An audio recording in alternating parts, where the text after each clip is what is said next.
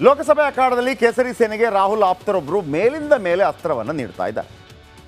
ಈ ಟೈಮಲ್ಲಿ ಬೇಕಿತ್ತ? ಇವರಲ್ಲಿ ಎಲ್ಲಿರ್ತಾರಪ್ಪ ಈ ಟೈಮಲ್ಲಿ ಬಂದ್ಬಿಟ್ಟು? ಕಾಂಗ್ರೆಸ್ಗೆ ನುಂಗಲಾರದ ಬಿಸಿ ತುಪ್ಪವಾಗ್ತಾ ಇದೆ. ಭಾರತೀಯರ ಆಸ್ತಿ ಬಗ್ಗೆ ಮಾತಾಡಿದರು ನೋಡಿ. ಅಮೆರಿಕದಲ್ಲಿ ಒಬ್ಬ ಶ್ರೀಮಂತ ವ್ಯಕ್ತಿ ಸತ್ತೋಗ್ಬಿಟ್ರೆ ಆತನ 55% ಸರ್ಕಾರಕ್ಕೆ ಹೋಗುತ್ತೆ, 45% ಮಕ್ಕಳಿಗೆ ಬರುತ್ತೆ. ಭಾರತದಲ್ಲೂ ಕೂಡ ಆ ರೀತಿ ಆಗಬೇಕು. ಅದು ಎಷ್ಟು ದೊಡ್ಡ ಸಂಚಲನ ಆಯಿತು ಅಂತಂದರೆ ನರೇಂದ್ರ ಮೋದಿ ಫುಲ್ ಬ್ಯಾಟಿಂಗ್ ಮಾಡಿಬಿಟ್ರು. ನೋಡ್ರಿ, ನಿಮ್ಮ ನಂತರ ನಿಮ್ಮ ಆಸ್ತಿ ಸರ್ಕಾರಕ್ಕೆ ಹೋಗ್ಬೇಕಂತ ಹಿಂಗೆ ಹೇಳ್ತಾ ಇದ್ದಾರೆ. ಆಮೇಲೆ ಒಂದು ಹೇಳಿಕೆಯನ್ನು ಕೊಟ್ಟರು. ಏನಪ್ಪ ಅಂತಂದರೆ, ಇಂದಿರಾ ಗಾಂಧಿ ಅವರು ತೀರ್ಕೊಂಡಾಗ ಅವ್ರಿಗೆ ಅಂಥ ಒಂದು ಕಾನೂನು ನಮ್ಮ ಭಾರತದಲ್ಲಿತ್ತು, ರಾಜೀವ್ ಗಾಂಧಿ ಅದನ್ನು ಬದಲು ಮಾಡಿದರು ಅಂತೇಳಿ. ಅದಕ್ಕೆ ಪ್ರತ್ಯುತ್ತರವನ್ನು ಪ್ರಿಯಾಂಕಾ ಗಾಂಧಿ ಕೂಡ ಕೊಟ್ಟರು. ಅದು ಬೇರೆ ವಿಚಾರ.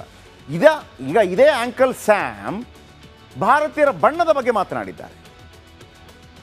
ಈ ಬಣ್ಣದ ಬಗ್ಗೆ ಮಾತಾಡ್ತಾ ಇದ್ದಾಗೆ ಪಿತ್ರೋಡ ಬಗ್ಗೆ ಆಕ್ರೋಶ ವ್ಯಕ್ತವಾಯಿತು. ಪಿತ್ರೋಡ ಕಾಂಗ್ರೆಸ್ ಹೆದರ್ಬಿಡ್ತು ಒಂದು ಲೆಕ್ಕದಲ್ಲಿ.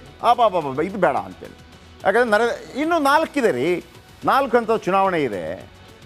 ಇವರೇ ಸ್ಯಾಮ್ ಪಿತ್ರೋಡ. ಒಂದು ಕಾಲದಲ್ಲಿ ₹1 ಟೆಲಿಫೋನ್ ಬೂತ್ ನಾವು ಹಾಕ್ತಾ ಇದ್ವಲ್ಲ, ಇವರೇ ಕಾರಣ ಅದಕ್ಕೆ. ಇವತ್ತು ಏನಾಗಿದೆ ಗೊತ್ತಿಲ್ಲ. ಯಾವಾಗ ಈ ಆರೋಪಗಳು ಕೇಳಿ ಬಂತು, ಆರೋಪ ಪ್ರತ್ಯಾರೋಪ, ಕಾಂಗ್ರೆಸ್ ಎಚ್ಚೆತ್ತುಕೊಳ್ತು. ಇವರು ಸಾಗರೋತ್ತರ ಕಾಂಗ್ರೆಸ್ನ ಪ್ರೆಸಿಡೆಂಟ್. ತಲೆದಂಡ ಬೇಡಪ್ಪ ನೀನು ಅಂತ ತಲೆದಂಡವಾಗಿದೆ. ಏನಾಯಿತು ಇದರ ಬಗ್ಗೆ ಕಂಪ್ಲೀಟ್ ಡೀಟೇಲ್ಸ್ ಸ್ಟೋರಿ ನಿಮ್ಮ ಮುಂದೆ. Where people on east look like Chinese, people on west look like Arab, people on north look like maybe white, and people in south look like Africa. मेरे देशवासियों का अपमान मेरा देश सहन नहीं करेगा. ರಾಹುಲ್ ಗಾಂಧಿ ನಮ್ಮ ನಡಿ ಈಗ ಶುರು ಮಾಡೋಣ. ಕೇಸರಿಯಿಂದ ಮನೋಲ್ಲಾಸ ಮನಸ್ಸು ಮತ್ತೇರಿ ಕುಣಿದಾಡಿದೆ ನೋಡು, ಮನಸ್ಸು ಮತ್ತೇರಿ ಕುಣಿದಾಡಿದೆ ನೋಡು. ಕ್ಷಣ ಕ್ಷಣವೂ ಆಚರಿಸಿ ಕೇಸರಿ ಹಬ್ಬ. ವಿಮಲ್ ಬಾಯಲ್ಲಿ ಹೇಳಿ ಕೇಸರಿ. ಪ್ರಚಾರಕ ಅಂತ ಬಿಜೆಪಿ ನಾಯಕರೇ ಬಹಿರಂಗವಾಗಿ ಹೇಳಿದ್ರು. ಆದರೆ ಆ ಮಾತು ಅದೆಷ್ಟು ಸತ್ಯವೋ ಗೊತ್ತಿಲ್ಲ. ಆದರೆ ರಾಹುಲ್ ಗಾಂಧಿ ಆಪ್ತ ಸ್ಯಾಮ್ ಪಿತ್ರೋಡ ಬಾಯ್ಬಿಟ್ರೆ ಸಾಕು, ಬಿಜೆಪಿಗೆ ಒಂದೊಂದೇ ಅಸ್ತ್ರಗಳು ಸಿಕ್ಕಿಬಿಡ್ತವೆ. ಇತ್ತೀಚೆಗಷ್ಟೇ ಅಮೆರಿಕಾದಂತೆ ಪಿತ್ರಾರ್ಜಿತ ಆಸ್ತಿ ತೆರಿಗೆ ಪದ್ಧತಿ ಭಾರತಕ್ಕೂ ತರಬೇಕು ಎಂದಿದ್ದ ಸ್ಯಾಮ್ ಪಿತ್ರೋಡ ಇದೀಗ ಮತ್ತೊಂದು ದೊಡ್ಡ ವಿವಾದ ಸೃಷ್ಟಿಸಿದ್ದಾರೆ. Where people on east look like Chinese, people on west look like Arab, people on north look like, maybe white, and people in south look like Africa. Doesn't matter. We are all brothers and sisters.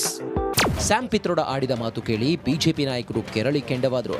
ಅಮೆರಿಕಾದ uncle ಚರ್ಮದ ಆಧಾರದ ಮೇಲೆ ಭಾರತೀಯರನ್ನ ನಿಂದಿಸಿದ್ದು ತಪ್ಪು ಎಂದು Sam ಪಿತ್ರೋಡಾಗೆ ಪ್ರಧಾನಿ ಮೋದಿ ತಿರುಗೇಟು ನೀಡಿದರು. आपको जवाब देना पड़ेगा.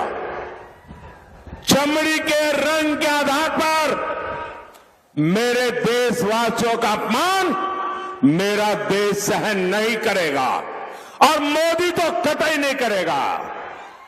ಭಾರತದಲ್ಲಿ ವೈವಿಧ್ಯತೆ ಇದೆ ನಿಜ, ಆದರೆ ಆ ವೈವಿಧ್ಯತೆಯನ್ನ ಇಷ್ಟೊಂದು ಕೀಳು ಮಟ್ಟದಲ್ಲಿ ಹೇಳೋದ? ಸ್ಯಾಮ್ ಪಿತ್ರೋಡ ಮಾತಿನಿಂದ ಕಾಂಗ್ರೆಸ್ ನಾಯಕರೇ ಅಂತರ ಕಾಯ್ದುಕೊಳ್ತಿದ್ದಾರೆ. ಇಂಥ ಮಾತುಗಳನ್ನ ಪಕ್ಷ ಸಹಿಸಲ್ಲ ಎಂದು ಟ್ವೀಟ್ ಮಾಡುತ್ತಿದ್ದಾರೆ. ಒಂದು ಕಾಲದಲ್ಲಿ ₹1 ಕಾಯಿನ್ ಹಾಕಿ 1 ನಿಮಿಷ ಮಾತಾಡೋ ವ್ಯವಸ್ಥೆ ಮಾಡಿದ್ದ ಮಹನೀಯ ಇಂದು ಭಾರತದ ಮರ್ಯಾದೆಯನ್ನ ಬಣ್ಣದ ಆಧಾರದಲ್ಲಿ ಕಳೆಯುತ್ತಿರೋದೇ ದುರಂತ.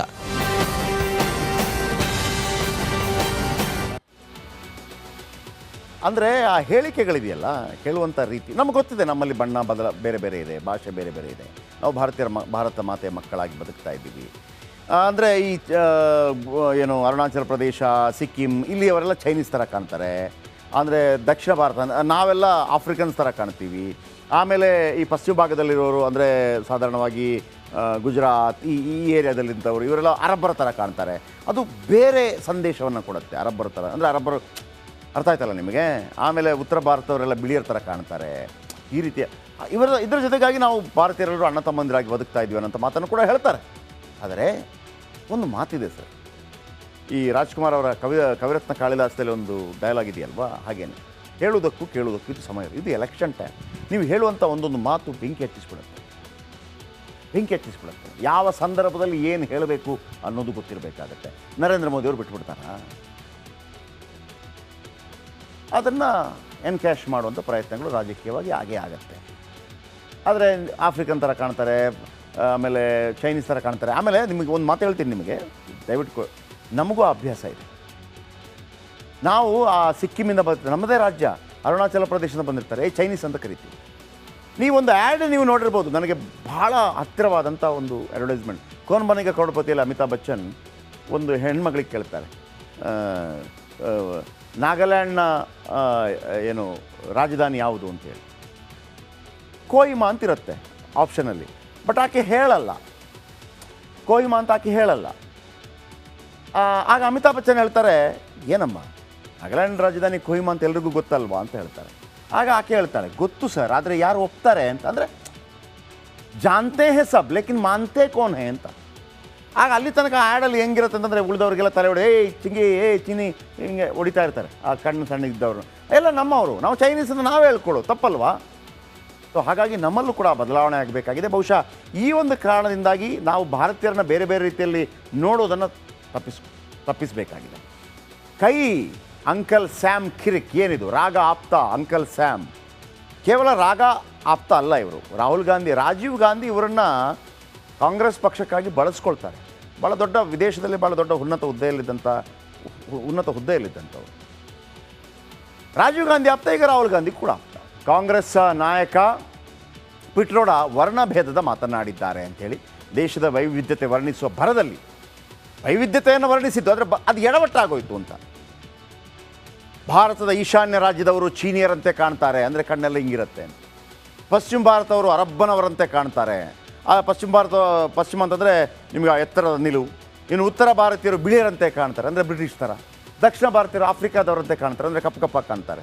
ಕಾಂಗ್ರೆಸ್ ನಾಯಕನ ವಿರುದ್ಧ ಮುಗಿಬಿದ್ದ ಕೇಸರಿ ಸೇನೆ ಭಾರತೀಯರನ್ನು ಒಡೆಯುವ ಹೇಳಿಕೆ ಅಂತ ಕಂಗನಾ ರನೌತ್ ಹೇಳಿಬಿಟ್ಟಿದ್ದಾರೆ. ಆಮೇಲೆ ನೋಡಿ, ಈ ಸ್ಯಾಮ್ ಪಿಟ್ರೋಡ ಈ ಚುನಾವಣೆ ಸಂದರ್ಭದಲ್ಲಿ ಇಂಥ ಕಿರಿಕೆಗಳನ್ನು ಯಾಕೆ ಮಾಡಬೇಕು? ಯಾರಾದರೂ ದುಡ್ಡು ಕೊಟ್ಟು ಮಾಡಿಸ್ತಾ ಇದ್ದಾರೋ ಗೊತ್ತಿಲ್ಲ. ನೋಡಿ, ಮಾರ್ಚ್ 2024 ಅಮೆರಿಕ ಮಾದರಿ ಆಸ್ತಿ ತೆರಿಗೆ ಕಾಯ್ದೆ ಬೇಕು. ಚುನಾವಣೆ ನಡೀತಾ ಇತ್ತು.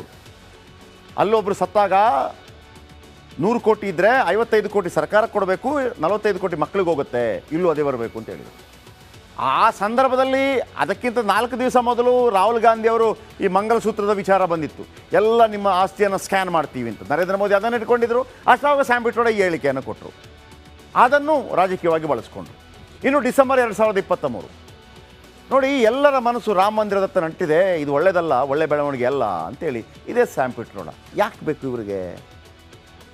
ಇನ್ನು ಜೂನ್ 2023 ದೇವಸ್ಥಾನಗಳು ಕೆಲಸವನ್ನು ಸೃಷ್ಟಿ ಮಾಡುವುದಿಲ್ಲ ಅಂತೇಳಿ ಮತ್ತೊಂದು ಬಾಂಬ್ ಹಾಕಿದ್ರು.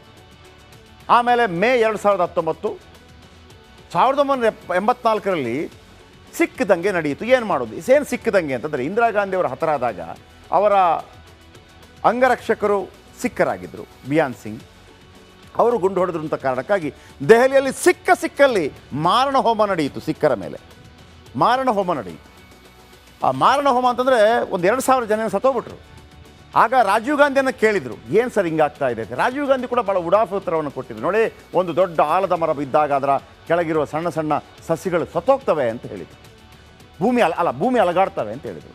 ದೊಡ್ಡ ಆಲದ ಮರ ಬಿದ್ದಾಗ ಭೂಮಿ ಅಲಗಾಡ್ತವೆ, ಅದು ಮಾಮೂಲಿ ಈ ಥರ ಆಗೋದು ಅಂತ ಹೇಳಿ. ಈಗ ಇವರೆಲ್ಲ ಏನು ಮಾಡೋದು? ಅರೆ, ಒಂದು ಕನಿಕರ ಬೇಕಲ್ಲ. ಒಂದು ಏಪ್ರಿಲ್ 2019 ಇನ್ನೊಂದು ಹೇಳಿಕೆಯನ್ನು ಕೊಟ್ಟರು, ಮಧ್ಯಮ ವರ್ಗದವರು ಸ್ವಾರ್ಥಿಗಳು, ತೆರಿಗೆ ಕಟ್ಟಲ್ಲ. ಯಾರು ಹೇಳೋದು? ಮೇಲ್ವರ್ಗದಲ್ಲಿ ಕೂತ ಇವರು ಗೊತ್ತಿಲ್ಲ, ಇಡೀ ಜಗತ್ತು ನಡೆಯೋದೇ ಮಧ್ಯಮ ವರ್ಗ ಅಂತೇಳಿ, ಅವರು ತೆರಿಗೆ ಕಟ್ಟಬೇಕು ಅಂತೇಳಿ. ಇನ್ನು ಮಾರ್ಚ್ 2019 ಪುಲ್ವಾಮಾದಂಥ ಘಟನೆಗಳು ಸಾಮಾನ್ಯ, ಹಾಗೇ ಆಗತ್ತೆ. ಅಂದರೆ ಇವರಿಗೆಲ್ಲ ಏನು ಹೊಟ್ಟೆ ತುಂಬದವರು ಮಾತಾಡೋಂಗೆ ಮಾತಾಡ್ಬಿಡ್ತಾರೆ. ಇದೆಲ್ಲ ಕಾರಣಗಳಿಗಾಗಿ ಇದೀಗ ಅವರು ಸಾಗರೋತ್ತರ ಅಧ್ಯಕ್ಷ ಸ್ಥಾನ ಕಾಂಗ್ರೆಸ್ ಕಳ್ಕೊಂಡ್ಬಿಟ್ಟಿದ್ದಾರೆ.